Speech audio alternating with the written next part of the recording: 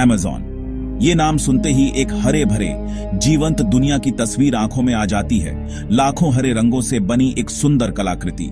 लेकिन यह जंगल, हमारे ग्रह का धड़कता हुआ दिल, सिर्फ जीवन की बहुतायत से कहीं ज्यादा समेटे हुए है। सदियों से खोजकर्ताओं, वैज्ञानिकों और सपने देखने वालों को मोहित करने वाले रहस्य। मेरे साथ चलिए अमेज़न के बीचों बीच एक सफर पर। पेरू के अमेज़न के अंदर धुंध और कहानियों में छुपा हुआ एक ऐसी नदी बहती है जो किसी और जैसी नहीं। यहाँ पानी पहाड़ों की ठंडक के साथ नहीं, बल्कि एक गर्म तापमान के साथ बहता है। इतना गर्म कि चाय बन जाए, खाना पक जाए, जान भी ले ले। दोस्तों, ये है उबलती नदी। 200 डिग्री फ़ारेनहाइट से ज्यादा तापमान के साथ नदी भाप और बुलबुले छोड़ती है। पृथ्वी की सतह के नीचे छिपी विशाल शक्ति की याद दिलाता है। वैज्ञानिक अभी भी इसके रहस्यों को सुलझा रहे हैं, इसके अनोखे इकोसिस्टम और एक्सट्रीमोफाइल जीवों का अध्ययन कर रहे हैं जो इसके गर्म पानी में रहते हैं। यह प्रकृति की शक्ति का प्रमाण है और इस असाधारण जगह में अभी भी कई अजूबे खोजे जाने बाकी हैं। अमेज़न ने लंबे समय से खोजकर्ताओं की कल्पनाओं को मोहित किया है, उन्हें खोई हुई दुनियाओं और छिपे हुए खजानों के वादे के साथ लुभाया है।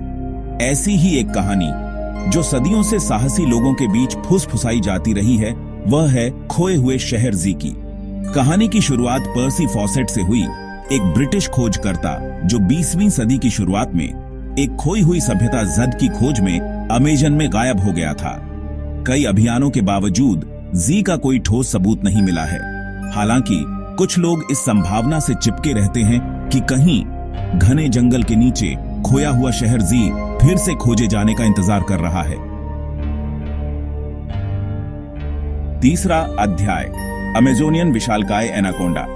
अमेज़न नदी की गंदी गहराई में एक ऐसे जीव की कहानी प्रचलित है जो इतना विशाल, इतना भयानक है कि वह जंगल के सबसे कठोर दिग्गजों की भी रूह कंपा देता है। यह विशालकाय एनाकोंडा का क्षेत्र है, एक लगभग पौराणिक आकार का सांप। पूरे अमेज़न बेसिन में 30, यहां तक कि 40 फीट लंबे एनाकोंडा की कहानियां प्रचलित हैं। धुंधली तस्वीरें और आदिवासी जनजातियों के प्रत्यक्षदर्शी वृत्तांत इस कहानी को जीवित रखते हैं, इस अटकलों को हवा देते हैं कि कहीं न कहीं अनछुई गहराई में ये दैत्याकार जीव वास्तव में छिपे हो सकते हैं। चाहे एक सच्चा क्रिप्टिड हो या बढ़ा चढ़ाकर बताई गई कहानियों का नतीजा, विशालकाय एनाकोंडा अमेज़न के जंगली, अदम्य स्वभाव और यहां रहने वाले जीवों की याद दिलाता है। चौथा अध्याय, लुप्त होती जनजातियां। अमेज़न वर्षावन सिर्फ पौधों और जानवरों का जंगल नहीं है, बल्कि मानव संस्कृतियों का एक जीवंत ताना बाना है। फिर भी इस जीवंत ताने बाने के भीतर ऐसे धागे हैं जो अचानक खत्म हो जाते हैं, अधूरी कहानियां। 20वीं सदी के दौरान अमेज़न से पूरे आदिवासी समूहों के गायब होने की कई खबरें आईं। कुछ लोगों का मानना है कि ये जनजातियां बीमारी या आपसी संघर्ष के कारण खत्म हो गईं। कारण जो भी हो, इन जनजातियों का गायब होना मानव संस्कृतियों की नाजुकता और अमेज़न के नाजुक जीवन संतुलन पर हमारे कार्यों के गहरे प्रभाव की याद दिलाता है। पांचवा अध्याय, एल डोराडो। जिस क्षण से स्पेनिश विजेताओं ने अमेरिका में पहला कदम रखा, वे एक ही जुनून, सोने में डूब गए। धन की इस लालसा ने अनगिनत अभियानों को बढ़ावा दिया, जिनमें से कोई भी एल डोराडो, सोने के पौराणिक शहर की खोज से ज्यादा प्रसिद्ध नहीं है। एल डोराडो के किस्से अलग अलग थे। कुछ ने सोने से सजे शहर का वर्णन किया, तो कुछ ने एक ऐसे राजा का जो खुद को सोने की धूल में ढंक लेता था।